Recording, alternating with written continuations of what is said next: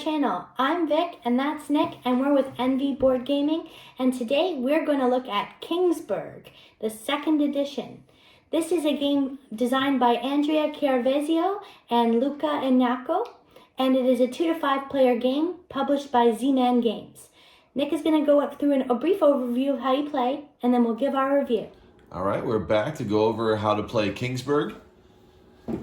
So this game we're playing over 5 years, and it goes through these seasons we can track down here with this marker. I'm going to go through all of this. These with the pictures, 2, 4, and 6 are actually identical phases, and we have a little cheat sheet right here, so you can always reference that when you're playing. So the first thing we do is the player who owns the fewest buildings is going to gain a bonus tile, or bonus die.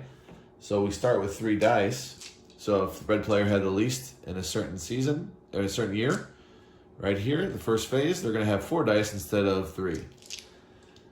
Then we're going to go here and we're going to roll the die that we have. So roll that, and now this will be what we have to assign to these people out here. So I have a 4, 1, and 1. The green player will do the same thing. The person who has the lowest die roll is going to be first in turn order, so I'm going to assume that they're probably going to roll higher than a 6. I only got a 1, 1, and 4. So we're going to take turns assigning. So I can assign to this 6 right here, since that's the cumulative score of my dice, or I can do a 4 and a 2. That might be another option. You can divvy up your dice how you see fit, but you're going to take turns assigning dice one at a time. After that, we're going to collect our resources that we earned by assigning different things. You can get resources here. You can get some military here. You can view the encounter we're going to have at the end of the round there. Different things we can get by influencing these folks out here. You also have a modifier right here. You can see this 2. These are up here. You can add 2 to the die roll. So I can make this a 6 if I wanted to. And move it here. And let's see. You can do all that. And then after that, both players are going to build if they wish. So you have this board I'm going to show you. So you can see the victory points you're going to get if you build it. You can see what it costs to build it. And you can see what it does during the game. And I'll have a little description there. You have to build left to right. So I couldn't jump any farther here unless I have something built there. So you mark, when you build things, you mark it with this marker right here. And then you could potentially build this one next turn, or any of these. So that's what you do in all of these seasons with these pictures, 2, 4, and 6. In 3, whoever has the most buildings is going to get a victory point. If it's a tie, no one, or both, doesn't matter. Here we go. In 5, whoever has the most, whoever has the least buildings is going to get this King's Envoy marker. And that person is going to have a little advantage in that they can't have their spots taken. They can spend this Envoy marker to go to a spot that's already taken. They can build twice. They can do one special thing with that, and they'll keep it until the next time that hits 5. And in the 7, they are going to be able to, they're going to be able to influence more military, so they can spend goods, 2 goods to prop up their military. In 8, depending on what module you use, if you don't use any modules, you're going to roll dice. Whatever die roll you get plus any goods that you spent is going to be how much strength you have for this encounter. So we have an encounter for age 1 out here. It's going to be these barbarians. It shows their strength here. If I tie, nothing happens at all. If I defeat this, if I get more than a 2 in this case, I'll get a gold. If I get less than 2, I will suffer these consequences right here. And those will get more difficult as the years go by. And it shows the range that's possible. 2 and 4 strength right there, between 2 and 4. So what that means is this military track right here. So right now, the green and the red player have 0. They could have gotten more on the board in different spots.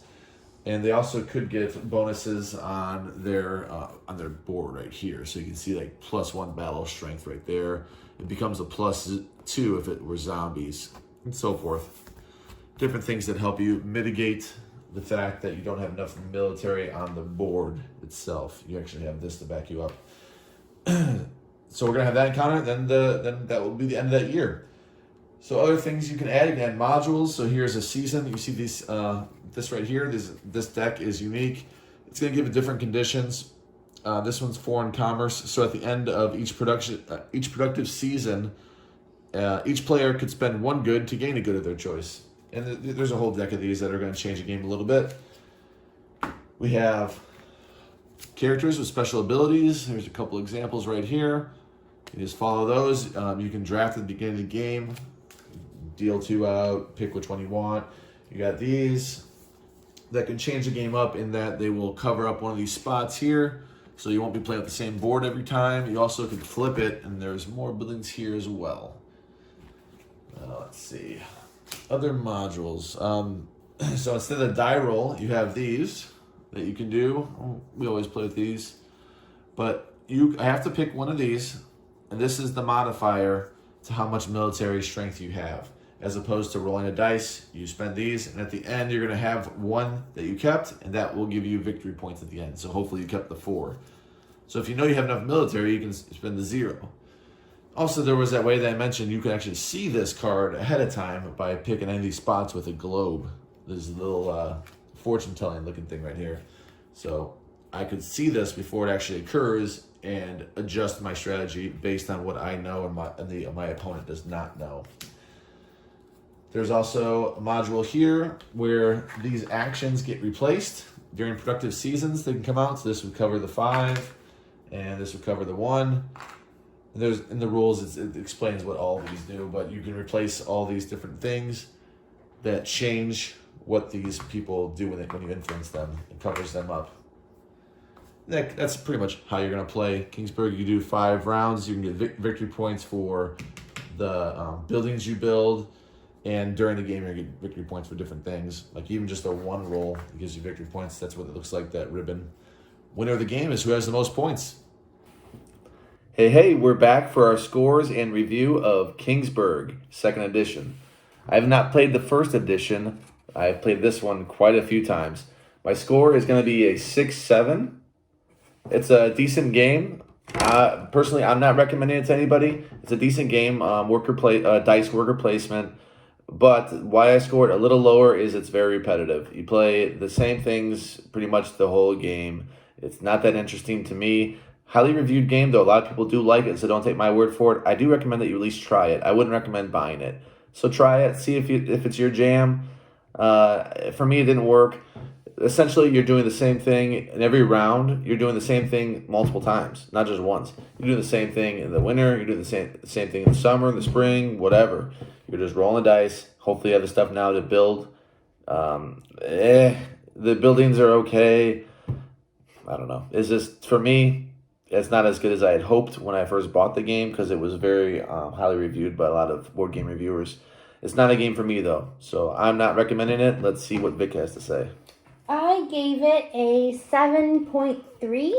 I'm with Nick. It is a okay game. It's all right. I scored a little higher than him because I guess I enjoyed a little bit more. I enjoyed dice rolling. So I seem to have good luck with good rolls. But then suddenly when Nick said the last time we played, he goes, "Oh, you're rolling really well." And then everything went downhill after that. But I like the components. I like the little pieces of wood and the metal and the gold. They look nice.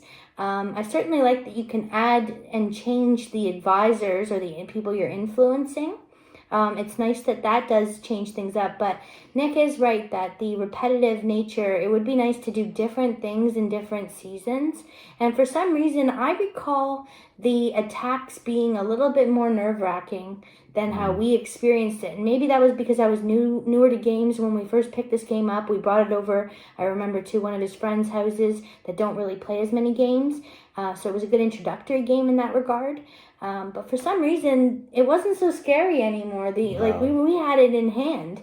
I didn't see any threat when it came to the end of the round. But mind you, the last time we did play, I did have the advantage of looking and checking the card pretty much every round. Yep, you go to that spot, so it makes it a lot easier. I built the building. I had an upgraded building that Nick gave me, so I was able to look and go to that spot as well. And so I was readily prepared for the battle, and there was not a lot of suspense, which was one of my favorite part of the game that I remembered when we had first played. Because those, if you don't pass that, it actually can be devastating. You can lose a building. You can lose your best building. What do you think about the modules? So we got the ones that change the spaces. We got the events. We got the modules for. We played all the modules. The one that replaces your building strip. Yep, that. We got the advisors, like you said, that give you a little special ability that no one else has. For me, that's probably the best one. But then, even some of those they're not that exciting. I might get a medal at the beginning of the year. So. That was what I had. Yeah, mine let me re-roll if I got under 8. But then the other building contradicted that too, so it was two rules operating at the same time, and it was kind of like my choice if I want to. But yeah, it's an alright game, and like Nick said, maybe try it out at a cafe, see if that's your jam before you do purchase the game, because it may not be for you, and it does occupy a bit of space. It is a pretty large box. It's not that wide, I guess, but it's a big one. It's not a small. Standard. It's not. Oh, okay. It's standard, about Ticket to Ride size. Yeah. So it's not a baby game, but in any case, I think we'll play with you. We'll play with you. Just ask us, but let's get it done with quick, so we can play a good game. Yeah, I think it's a good filler just to break things up. It does takes have a little too long to be a filler. Oh, okay, cancel that. But I think that at the end of the day, it is kind of fun to go your own way as well with the buildings. I was going to say that as well, like to be able to not have to follow a standard build order. Like if you want to, I mean, some of the buildings are kind of the same. One battle strength this, one battle strength that. Oh, yay. But you get to have your own choice if you want to try to finish out an entire row, or if you're just going to try to do the different building types. So I like that. Let us know in the comment section below what dice placement game you enjoy playing, and we hope that you enjoyed this video. If you did, please do give us a like and subscribe if you have not already. We always publish multiple videos a week. We are very active in our channel, and we would appreciate a follow if possible. Thank you so much for joining us today. Have a good one. Nice.